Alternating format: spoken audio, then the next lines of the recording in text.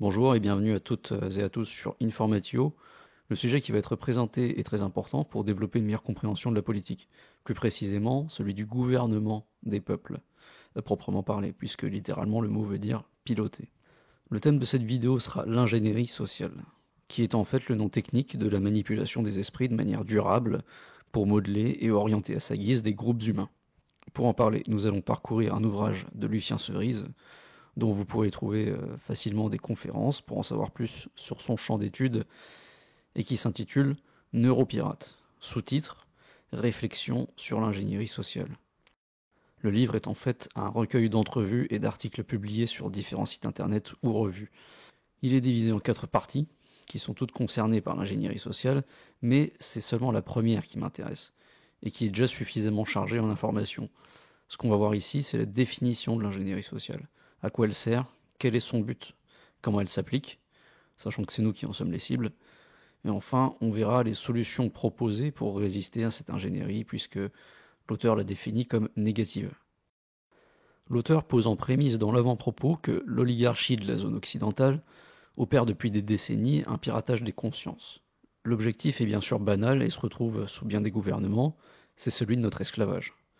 Mais un esclavage qui ne serait pas perçu comme tel, et dont tout le monde serait satisfait, ce qui implique d'éteindre jusqu'à la volonté de résistance chez la cible, et de lui faire croire à une illusion de liberté alors que l'on pilote ses actions et ses opinions.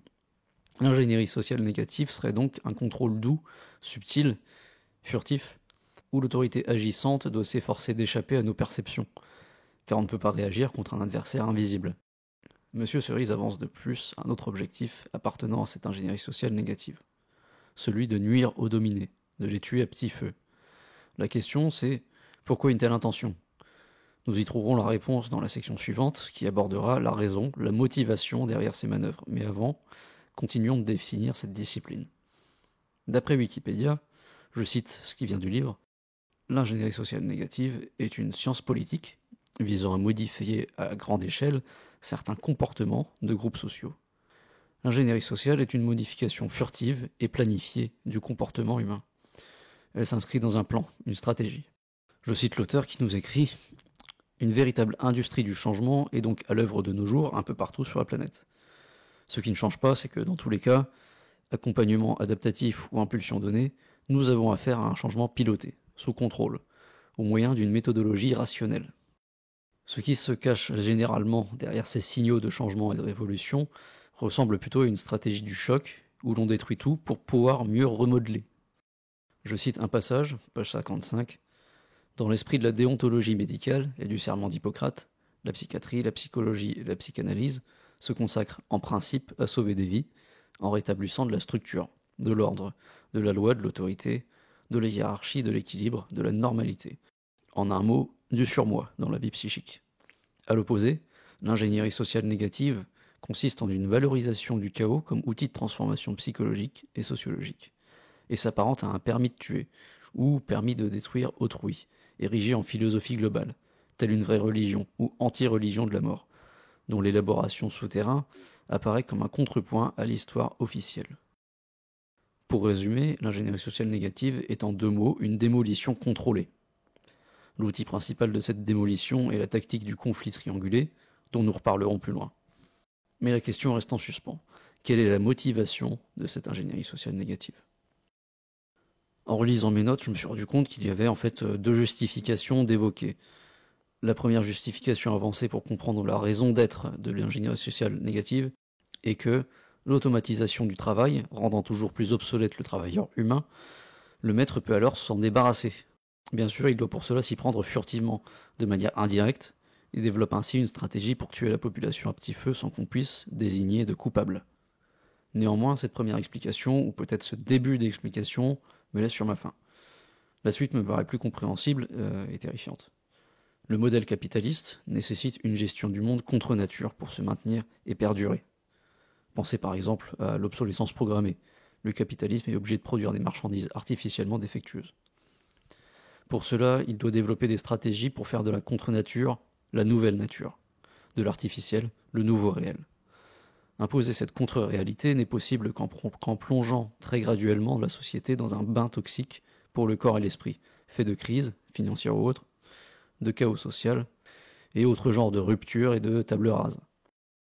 On peut lire la page 55.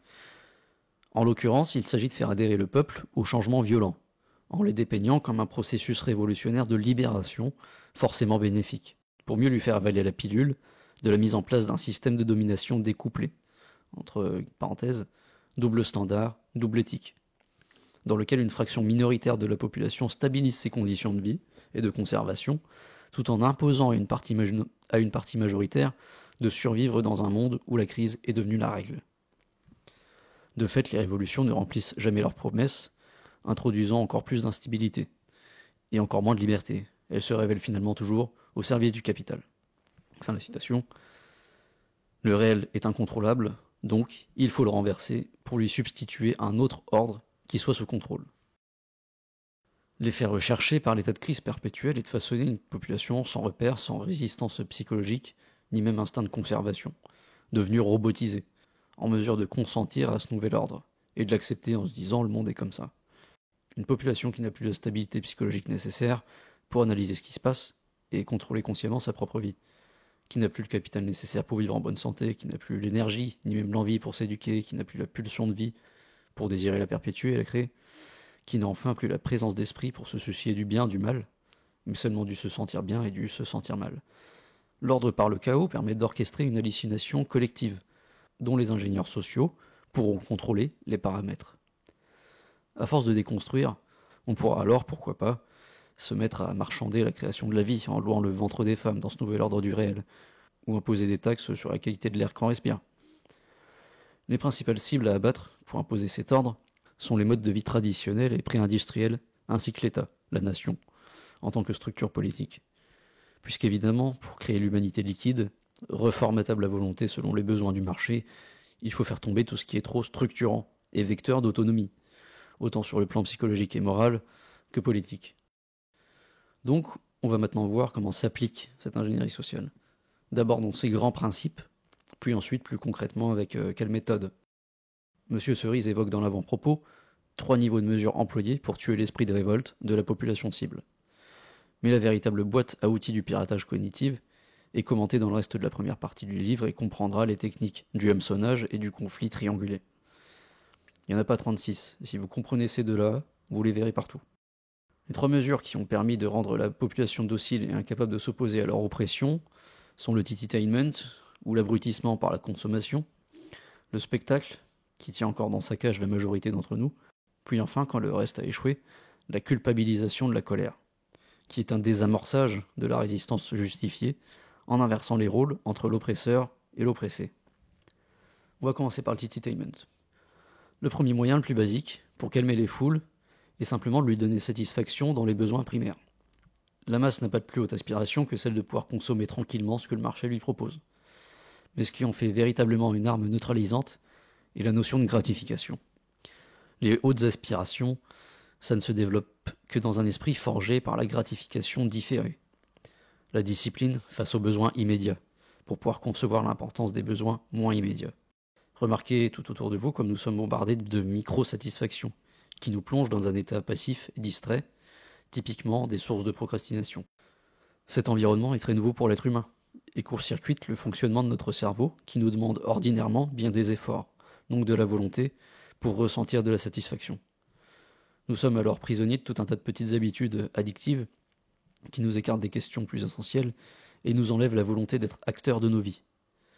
Notre champ d'attention diminue, s'épuise. Nous cherchons naturellement à être récompensés pour le moindre effort, et c'est en ça que le tititainment est si efficace. Au passage, concept qui a été identifié par Zbigniew Brzezinski, et qu'il compare à l'effet qu'a une tétine sur un bébé, ce qui résume assez bien le concept. Deuxième point, le spectacle, ou amener dans une impasse ceux qui ont résisté au tititainment.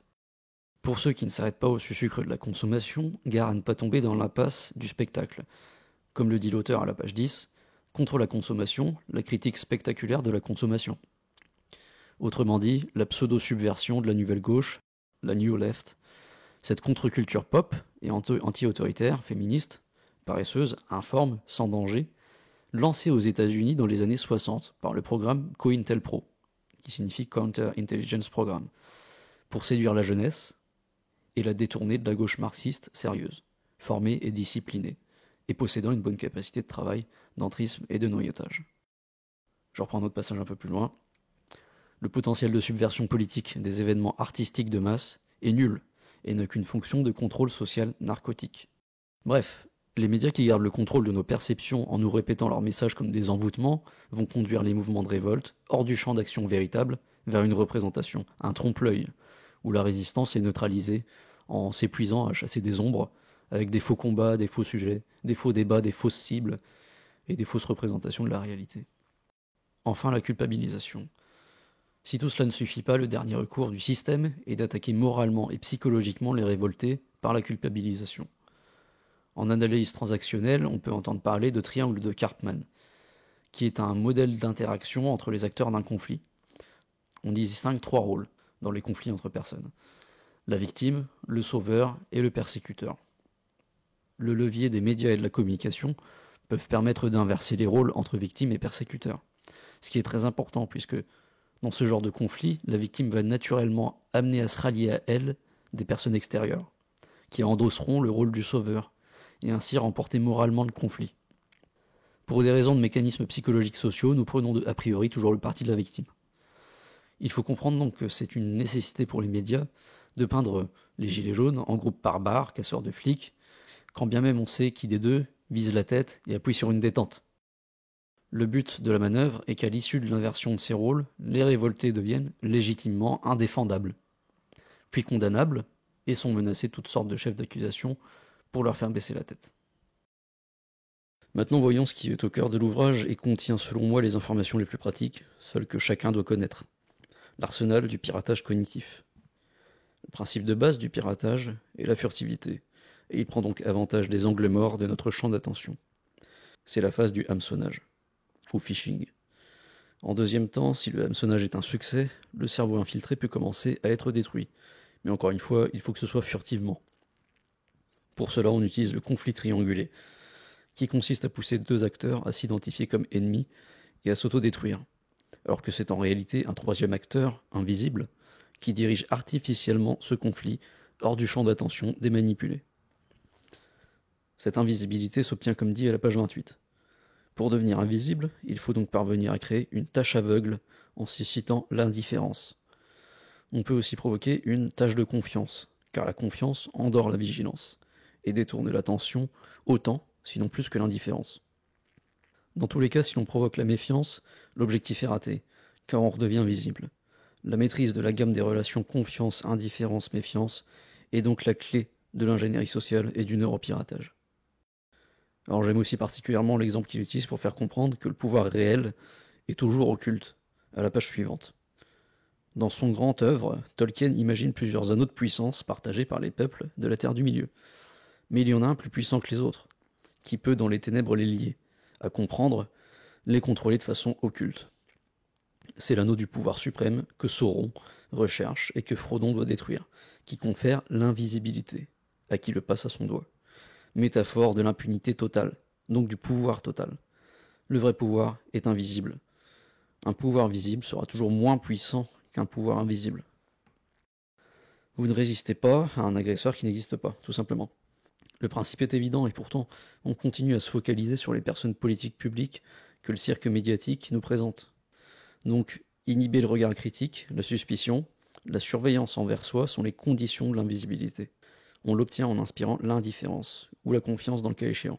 Cela s'obtient le plus efficacement en endossant le rôle de la victime. Car la victime est toujours en position de faiblesse, donc incapable de nous nuire. C'est un ingrédient indispensable pour pouvoir mettre en place des conflits triangulés, où sous les apparences de défendre une cause, un groupe, on crée en réalité le motif d'agression envers le responsable désigné. Puisque créer un oppressé, c'est créer symétriquement un oppresseur. Le but est de créer une scission dans un groupe qui était autrement unitaire, afin qu'il s'autodétruise. Savoir comment parvenir à pirater le cerveau est une chose, mais maintenant il est important de voir comment par la suite on le sabote. Monsieur Cerise commence logiquement par s'intéresser à ce qui représente le fonctionnement normal du cerveau, pour en déduire comment le faire dysfonctionner. Il nous rapporte comme fonctionnement normal, qu'on peut facilement observer comme instinct chez l'enfant, l'héritage mimétique de stéréotypes, soit la hiérarchisation, l'imitation et la modélisation. Nous commençons par observer nos semblables et à les copier, pour nous aider à nous représenter le monde, avant de pouvoir observer objectivement le monde par nous-mêmes. L'organisation sociale est impossible en dehors de ce mode d'apprentissage, ce mimétisme étant une première cible du piratage. Ensuite, notre perception et notre traitement de l'information se fait par hiérarchie et par discrimination. Tout ne se vaut pas, tout n'est pas possible, des limites existent, sans quoi nous sommes dans le flou total et incapables d'action cohérente et significative avec notre environnement. Cette hiérarchisation est un autre pilier à pirater. Enfin, la modélisation, qu'on peut aussi appeler stéréotype, est ce qui nous permet de nous représenter le réel. Le réel possède des nuances infinies que notre cerveau n'est pas en mesure de traiter sans passer par des schémas simplifiés. La troisième grande cible du piratage sont donc les stéréotypes acquis par l'apprentissage. On ne peut appréhender le réel sans la capacité à discriminer, schématiser, ni avoir un réel commun, ce qu'on appelle la norme, sans recevoir celui des autres. Voici le passage qui résume peut-être le mieux la pensée de l'auteur à ce sujet. Pour désorganiser un groupe et le détruire à terme, il faut donc briser son continuum en brisant ses capacités à l'imitation hiérarchisée de stéréotypes et à la communication de normes. Ces contraintes structurelles du fonctionnement du cerveau font que l'égalitarisme, c'est-à-dire l'interdiction de hiérarchiser les valeurs et les êtres en fonction de stéréotypes, aboutit à plonger le cerveau dans un état d'incapacité au mimétisme, à l'apprentissage et à la socialisation normative. Le relativisme qui en résulte induit la paralysie du cerveau et du jugement, et provoque de l'inhibition comportementale à caractère autistique. Les pédagogies modernes, dites anti-autoritaires, qui prétendent lutter contre les stéréotypes de genre ou niveler la hiérarchisation nécessaire entre le maître et l'élève, le parent et l'enfant, sont en réalité pathogènes, ralentissent l'activité nécessaire de modélisation par laquelle le cerveau comprend son monde, et fabriquent des enfants handicapés, hyperactifs, incapables d'imiter, d'apprendre, de se socialiser en intériorisant une norme comportementale, et qui deviendront des pervers sociopathes, toxicomanes, purement individualistes, des parfaits libéraux libertaires, dénués du sens collectif le plus élémentaire. Pour résumer, le fonctionnement normal du cerveau étant normatif, le virus qui l'attaque doit être antinormatif. L'esprit anti-limite, anti-norme, anti-collectif, qui est inculqué par l'ingénierie sociale, s'attaque par là même à notre capacité à tolérer la frustration, à apprendre la gratification différée, la patience, à rechercher donc la sublimation, bref tout ce qui est civilisateur. Il nous fait grandir car nous pousse à développer une vision, une intelligence plus large, plus profonde et plus en accord avec la réalité. On se retrouve à la place avec l'individualisme hystérique et tyrannique de sale môme, uniquement réceptif à la gratification immédiate. Je cite la page 43, puis je vais chercher quelques extraits vidéo qui me semblent bien illustrer cette réflexion, qu'on peut retrouver notamment dans le phénomène du trigger aux États-Unis, c'est-à-dire les gens qui pètent les plombs face à tout ce qui n'entre pas dans le cadre de leur vision rigide et obsessive. Je cite: « La socialisation consiste à supporter de ne jouir que partiellement et non complètement, et à sublimer le désir en acceptant de différer sa satisfaction dans le temps, ce qui introduit à la capacité de travail. Le travail est synonyme de patience, donc d'intériorisation du mécanisme de gratification différée. C'est donc la maîtrise des instincts et du tonus émotionnel, le contrôle des humeurs. Pour détruire une société de manière indirecte, en faisant du neuropiratage et de l'ingénierie sociale négative, il suffit dès lors de la désopianiser. » Alors je ne vais pas expliciter ici, mais il en parle ailleurs dans le livre de ce terme-là. De sorte à transformer tous ces sujets en individus immatures et narcissiques, tels les enfants hyperactifs incapables de patience, de concentration et de travail, inaptes à différer la gratification, qui deviendront des sociopathes pervers impulsifs, incapables de se contrôler, voire de simples autistes incapables de mimétisme. Puis une autre citation: « Ainsi l'on gouverne par le chaos, on organise l'anomie, la psychose sociale, la démolition contrôlée du psychisme et de la société. On effrite la réalité, on liquide même toute forme de réalité, en rendant impossible de se constituer une stabilité cognitive et psychosociale quelconque. » Donald J. Trump is now President of the United States.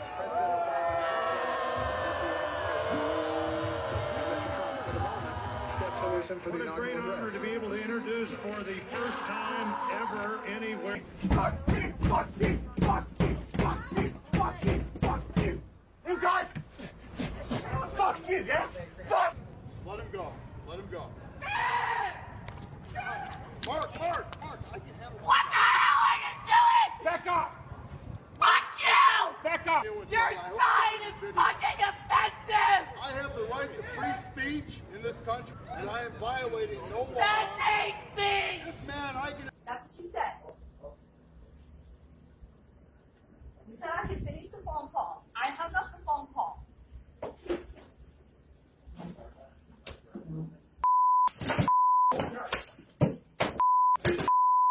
I hung up the goddamn phone call. Stupid.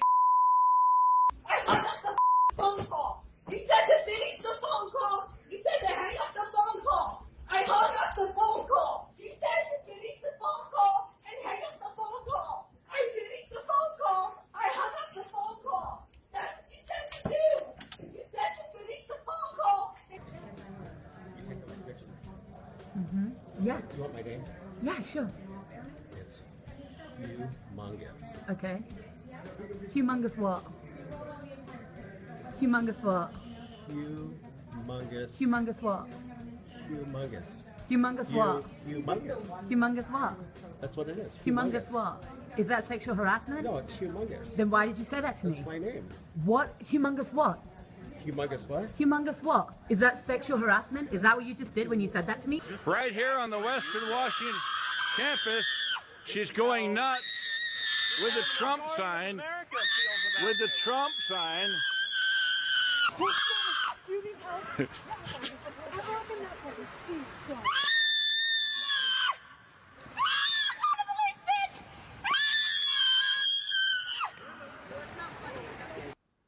Tout ça est parfaitement illustré quand on s'intéresse un peu à la sphère humaine et culturelle, donc états-unienne, je parlais du Trigger, qui est littéralement devenue une fabrique nationale de malades mentaux.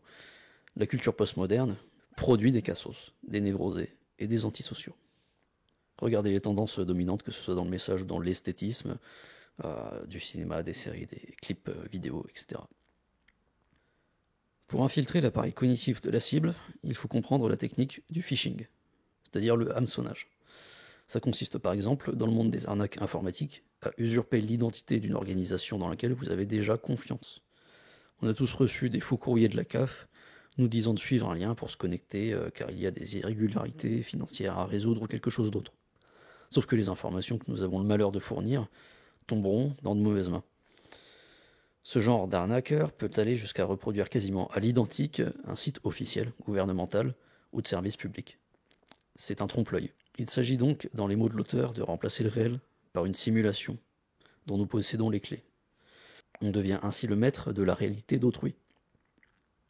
Les deux points clés ici sont la simulation d'une fausse réalité et endormir la suspicion en donnant aux choses l'apparence du naturel. Ce mind control, le contrôle mental, est nécessaire pour entretenir et nous faire accepter l'état de crise et de précarité perpétuelle qui nous rend vulnérables, cet état n'ayant rien de naturel en soi. Le dosage est important car la classe dominante doit se prémunir du choc en retour, de l'explosion de colère du peuple bien dirigé. Elle doit s'assurer d'abord qu'ils ne comprennent pas ce qui se passe et ne soient pas en état de s'organiser en collectif intelligent. Voilà comment M. Cerise identifie dans le présent l'effritement progressif de nos défenses.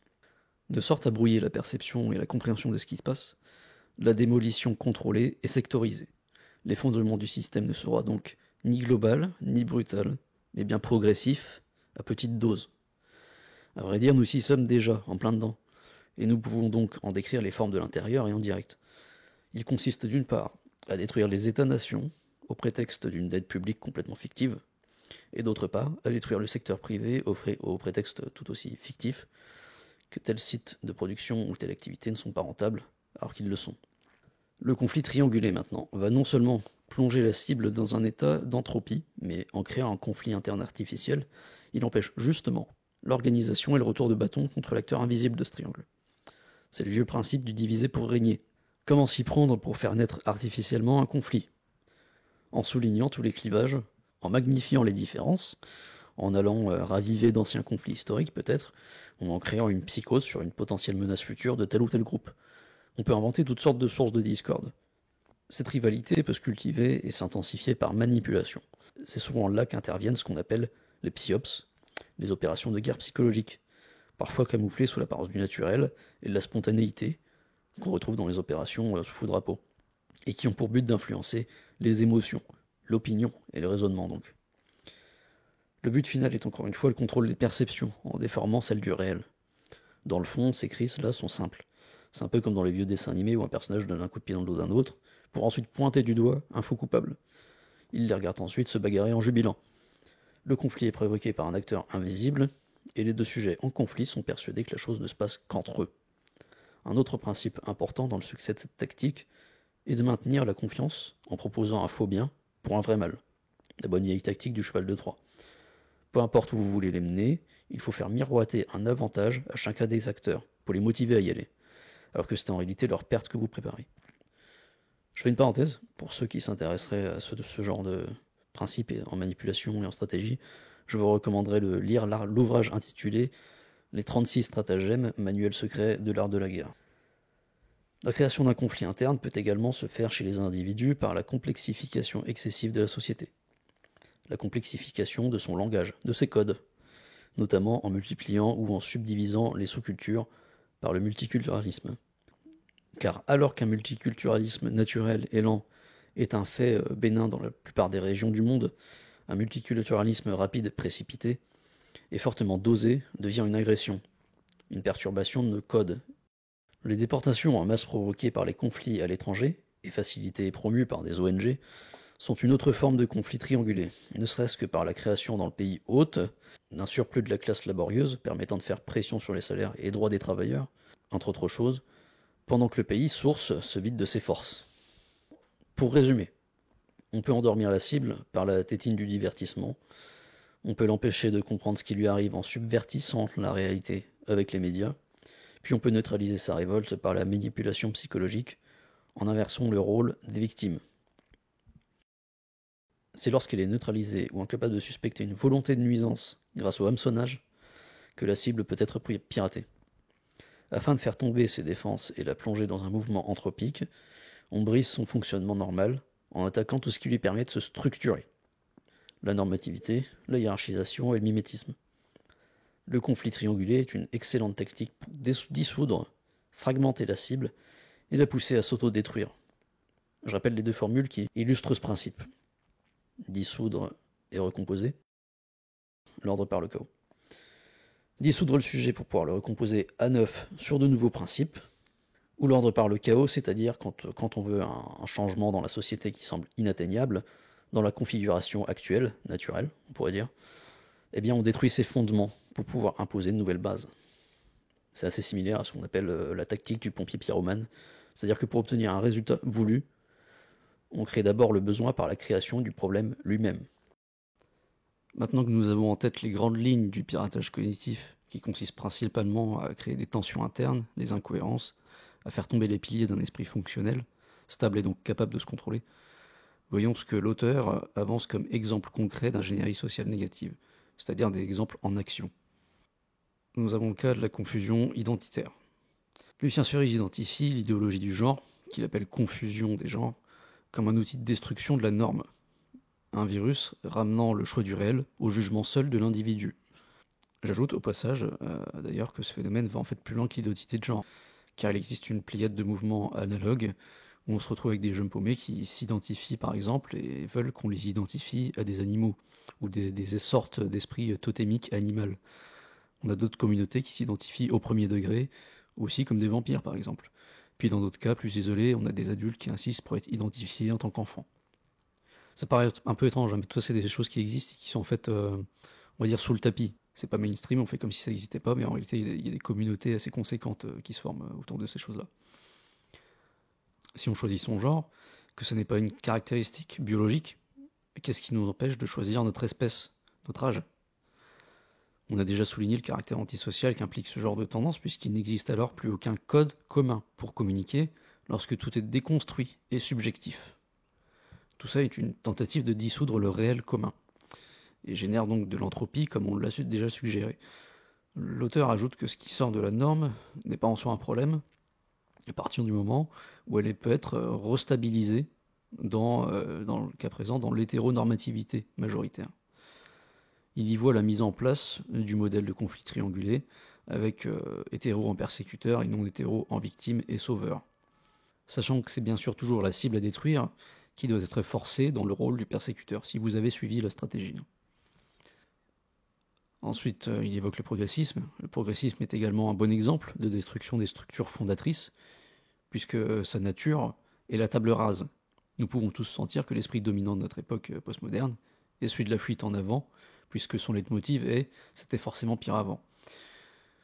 Il s'agit de faire désirer le changement à tout prix et tout le temps, en promettant des jours meilleurs, en effaçant par la même occasion tout ce qui nous rattache à nos racines civilisationnelles.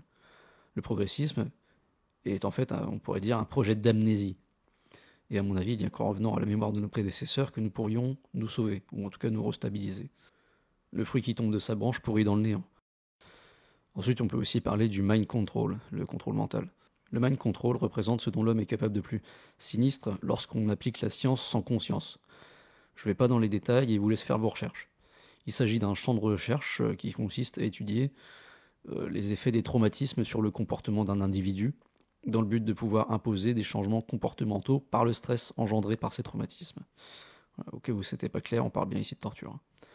Cette science peut être utilisée de façon plus ou moins radicale, c'est-à-dire qu'elle peut être appliquée aussi de façon plus ou moins diffuse sur les masses.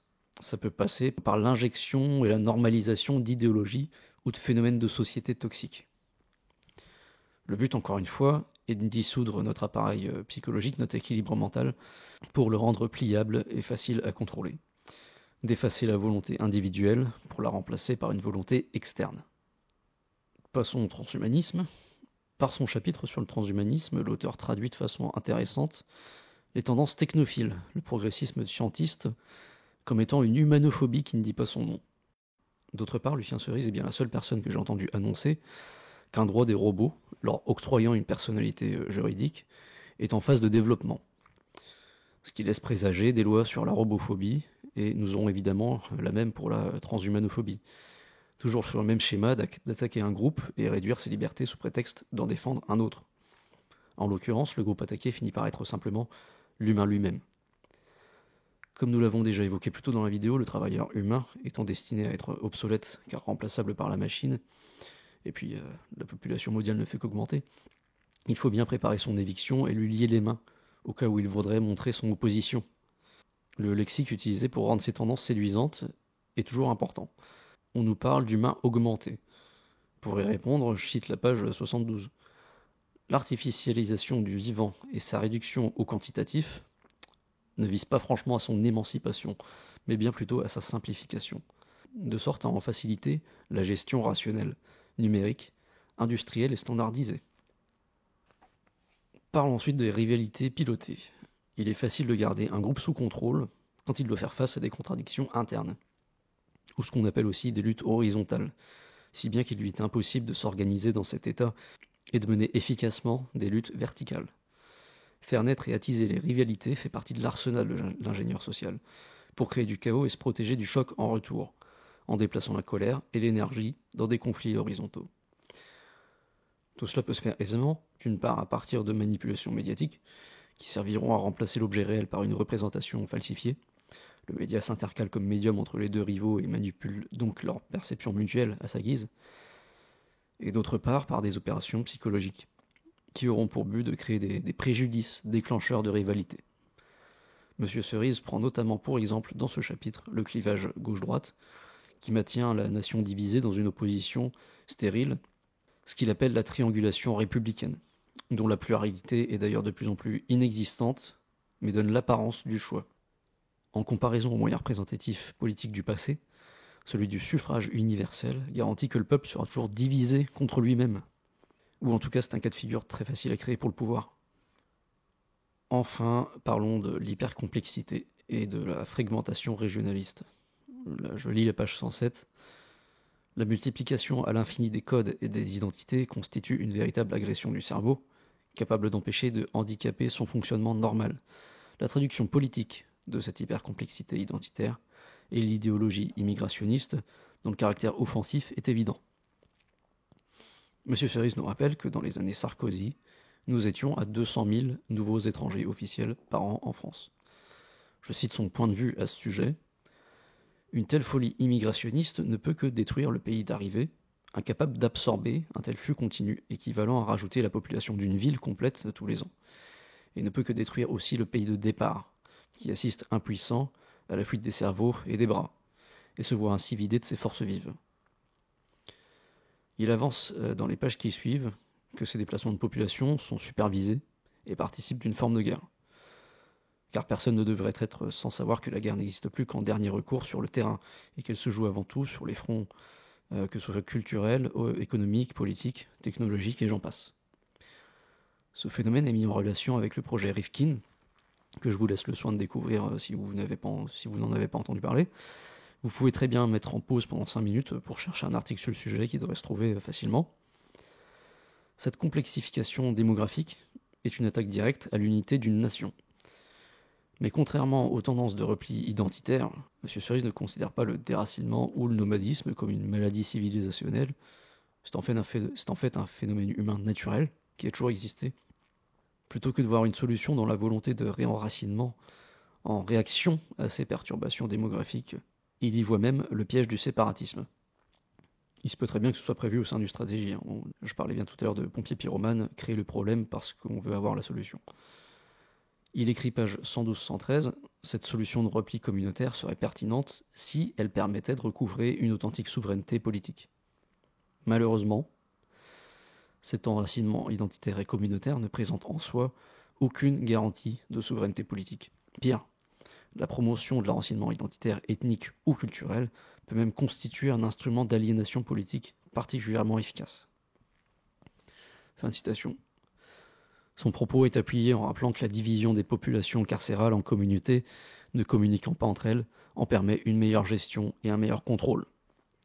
Nous sommes donc encouragés à nous méfier des propagandes qui viendraient nous encourager à recréer des identités enracinées dans telle ou telle région, et qui risquent d'ailleurs probablement de n'être que des constructions factices, car ce n'est qu'un outil de plus pour fragmenter et fragiliser la nation entière. Dans ce chapitre est reproduit l'extrait d'un article de David Mascret sur le séparatisme belge, et qui nous dit « L'idée s'inscrit dans la droite filiation du plan américain d'affaiblissement de l'Europe. » Je fais une petite parenthèse ici, il faut garder en tête et ne pas oublier surtout que les États-Unis sont en guerre indirecte contre l'Europe depuis le siècle dernier. Je reprends. Ce dernier vise en effet à multiplier un peu partout la création de micro-États qui, à l'instar du Kosovo ou de la Bosnie, seront des clients dociles et serviles du super-empire américain, incapable de développer une politique de puissance propre, dotée des instruments de souveraineté adéquats. Alors c'est mentionné dans le livre, on peut trouver sur internet un cas d'ingénierie sociale documenté concernant la transformation, on va dire mondialisto-compatible de la sphère musulmane. Il s'agit d'une publication du projet RAND, qui s'intitule Civil Democratic Islam Partners Resources and Strategies, signé Cheryl Bernard. Je ne vais pas ici aller dans le détail et passer en revue ce document dans une vidéo qui est déjà suffisamment longue. Simplement, vous pourrez y trouver un cas concret à étudier. On y trouve notamment l'analyse et le découpage des différents groupes d'identité musulmane et comment ces différents groupes peuvent être influencés et mis en rapport les uns avec les autres pour conduire cette sphère à s'aligner sur les idéologies et les intérêts atlantistes. Pour conclure, nous allons regarder ce que l'auteur propose comme réponse possible pour contrecarrer toutes ces techniques et stratégies. D'une part, Lucien Cerise a dénoncé à plusieurs occasions l'isolement et le rejet du politique comme étant un cul-de-sac et un virus incapacitant. Il considère que pour changer le système, il faut nécessairement l'investir, l'infiltrer, afin de développer du réseau et de l'influence en son sein. Se tenir à l'écart reviendrait seulement à refuser une partie d'échecs dans laquelle nous sommes participants, que nous le voulions ou non. À l'échelle la plus modeste, et ça c'est quelque chose que j'ai plutôt retenu de ces interventions vidéo, on peut simplement chercher à provoquer de la remise en question lors d'une discussion autour de la machine à café. Avec subtilité bien sûr, en restant dans la zone de confiance de l'interlocuteur. L'idée est de ne pas rester passif et de participer à la guerre de l'information et des idées, car la perversité de l'ingénierie sociale fait de n'importe qui d'entre nous un de ses soldats, portant et défendant ses idées et ses valeurs sans même le savoir. Ça peut être très bien vos proches drogués à BFM TV. Quelque part, ces gens-là sont soldats de l'ingénierie sociale. Un point clé ici est de chercher à créer un maximum de liberté d'expression, car sans libre parole, nous ne pouvons tracer une carte exacte du territoire dans lequel nous évoluons. Comme nous l'avons vu dans le texte, j'en reparle encore une fois, à la fin du mal sur Terre que j'ai mis en ligne, la condamnation de l'expression est proportionnelle au niveau de tyrannie ambiant. Et la libération totale de cette expression met à mal un système de domination. Ensuite, le nationalisme. compris ici comme le soin ou le souci de la nation, est une nécessité pour conserver un maximum de stabilité et résister à la dissolution. C'est une posture particulièrement importante pour les classes les plus inférieures à la base de la nation, puisqu'elles sont profondément sédentaires, donc tributaires de leur territoire. C'est là le point clé capable de rétablir de l'unité dans un pays, en proie au chaos et de l'hypercomplexité, et ses conséquences désastreuses. Nous sommes tous dans le même bateau. Il faut bien se dire que l'ouverture sans limite est avant tout un délire de l'hyperclasse prédatrice. Elle ne bénéficie en fait à personne d'autre. Ce nationalisme n'est pas à concevoir comme un isolement, comme veut à tout prix l'y associer le système de domination, mais consiste plutôt à reprendre le contrôle des flux d'entrée et de sortie, ce qui est une condition indispensable au fonctionnement de tout organisme. Et à toute échelle. Je veux dire, chez vous, vous avez une porte et vous pouvez la fermer à clé, c'est pour une raison. Il s'agit de rétablir la souveraineté des nations, et à viser également à celle des nations eurasiatiques, pour contrer la domination atlantiste.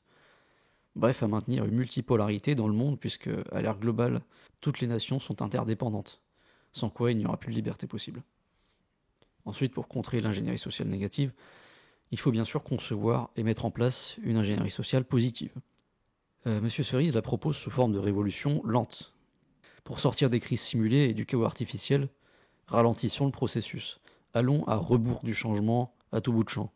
Recherchons la régularité et les cycles qui sont déstressants et permettent de se réancrer dans le réel.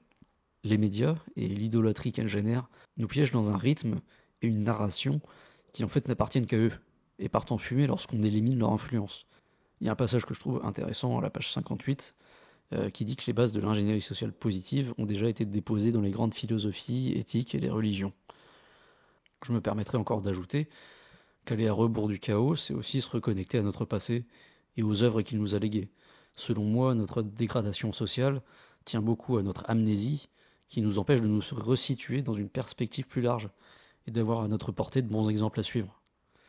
Enfin, pour terminer cette énumération des solutions, dans le chapitre 5 sur l'ingénierie des conflits identitaires, il dit « De sorte à ne pas nous laisser piéger à notre tour dans de nouveaux massacres sans raison objective et orchestrés en haut lieu, il nous revient d'organiser massivement une force politique collective capable d'élaborer des mesures d'anti-piratage. Notamment, il est indispensable de démocratiser la culture du renseignement. » Que j'ai peut-être pas mentionné dans mes notes, mais effectivement, il a proposé ce concept de culture du renseignement qui en fait consiste tout simplement à partager de l'information critique et à mettre différentes sources face à leurs contradictions, par exemple. Donc pour résumer cette section, détricoter l'information et la situation sociale et politique, laisser la parole proliférer sans obstacle, avoir une approche concentrée sur la souveraineté et sur le soin et l'unité de notre territoire, l'auteur emploie le concept de nationalisme permaculturel, ne pas accepter la passivité politique, amortir l'hypercomplexité par l'attitude de la révolution lente, soit ce qui crée du changement imperceptible, mais bien réel dans le temps, ce qui est plutôt la méthode des puissants, plutôt que du résultat immédiat qui fait du bruit, mais qui n'est non pérenne, et qui est généralement le moyen d'action qu'emploient les dominés ou qu'on leur propose. L'un fait ses preuves et l'autre est une voie de garage. Tout ça ne représente que le premier quart du livre, et pourra servir d'introduction. Le but était pour moi surtout d'exposer l'ingénierie sociale négative dans les grandes lignes, accompagné par le point de vue politique de l'auteur. En plus d'approfondir ces éléments par la lecture de ce livre, vous pouvez aussi être intéressé par l'ouvrage Neuroesclave qui a inspiré celui-ci. Je ne l'ai pas encore lu, ça fait longtemps que je dois le faire, mais à mon avis, ça en vaut la peine. Et puis, merci pour tout, merci pour vos commentaires, vos réactions positives. N'oubliez pas de rester éveillé, alerte et curieux. Cherchez et vous trouverez. À bientôt.